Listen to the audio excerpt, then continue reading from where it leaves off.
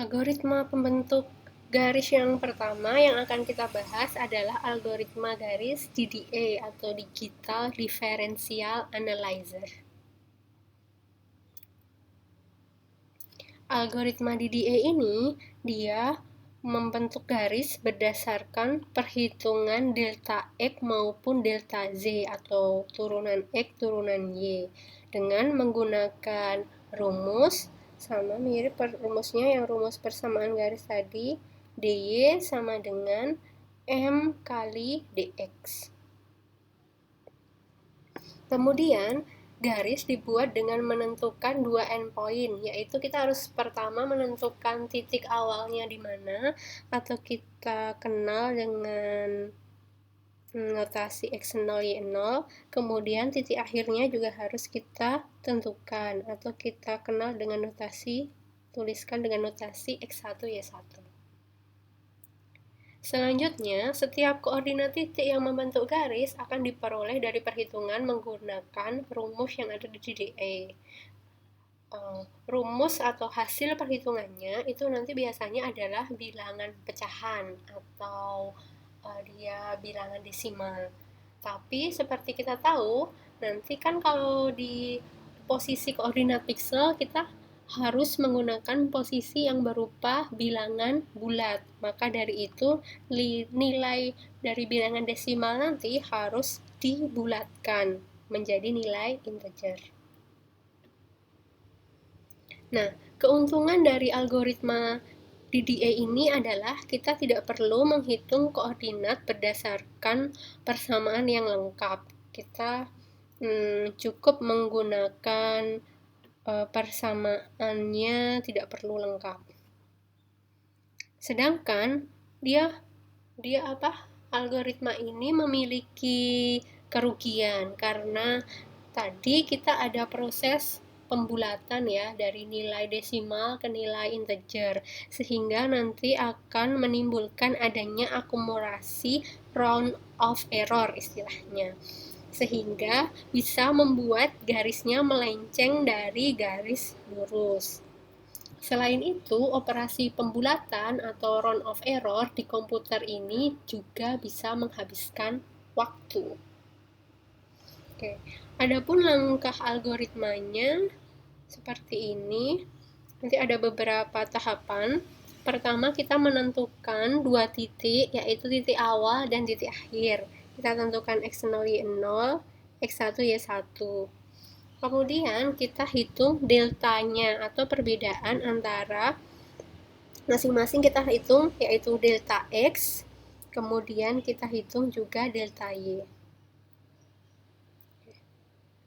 Delta x kita hitung dengan mengurangkan nilai x dari titik akhir dikurangi x dari titik awal. Kemudian delta y dihitung dari melakukan pengurangan dari y titik akhir dikurangi dari koordinat y titik awal. Kemudian kita nanti akan melakukan berapa banyak kita melakukan iterasi menggambarkan poin-poin gitu.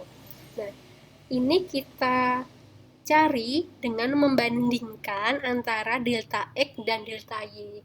Jadi, mana yang bedanya lebih besar? Sebagai contoh nanti ya, sebagai contoh seperti ini. Kita punya garis dengan kemiringan seperti ini. Nah, di sini sampai di sini itu dia namanya delta X. Sedangkan yang ini itu namanya delta Y. Nah, iterasinya kita kan pengen gambar garis kita itu seakurat mungkin. Yang kita pilih adalah yang deltanya yang paling besar. Jadi kita bandingkan, di sini kita perlu pakai nilai absolut karena nanti bisa jadi waktu kita mengurangkan x1 min x0 atau y1 min y0 itu nilainya negatif. Nah, makanya kita pakai nilai absolut di sini. Nah, kita kalau dx-nya lebih besar dari dy, maka banyaknya langkah atau iterasi atau di sini disimbolkan dengan notasi K itu adalah nilai absolut dari dx. Tapi kalau misalnya garisnya seperti ini. Seperti ini. Nah, kita punya dx, kemudian kita juga punya dy. Nah, yang kita pilih adalah yang k-nya itu yang besar ya, berarti yang kita pilih adalah yang dy. Itu langkah yang ketiga. Langkah yang selanjutnya, nah kita kalau kita menggunakan k-nya itu yang sama dengan nilai absolut dy, berarti nanti untuk xk yang selanjutnya itu kita peroleh dari membagi dx dibagi k ditambah x yang sebelumnya. Sedangkan nilai untuk YK plus 1-nya itu sama dengan Y yang sebelumnya ditambah dengan 1. Sedangkan jika yang kita pakai K-nya itu adalah dx, artinya kan X-nya nanti selalu nambah satu-satu gitu ya. Maka di sini yang perhitungan Y selanjutnya adalah dy dibagi K ditambah YK. Sedangkan tadi X yang selanjutnya itu kan bertambah dari X yang sebelumnya ditambah 1. Kemudian, nah dari perhitungan yang ini, kita lihat. Nah, perhitungan ini tuh besar sekali kemungkinannya bahwa dia hasilnya adalah bilangan desimal. Nah, kita harus membulatkan nilai koordinat yang dapat itu tadi ke dalam integer. Kita lakukan sampai kita sampai di titik akhir atau sebanyak nilai k. Jadi kita mengulang sebanyak k kali.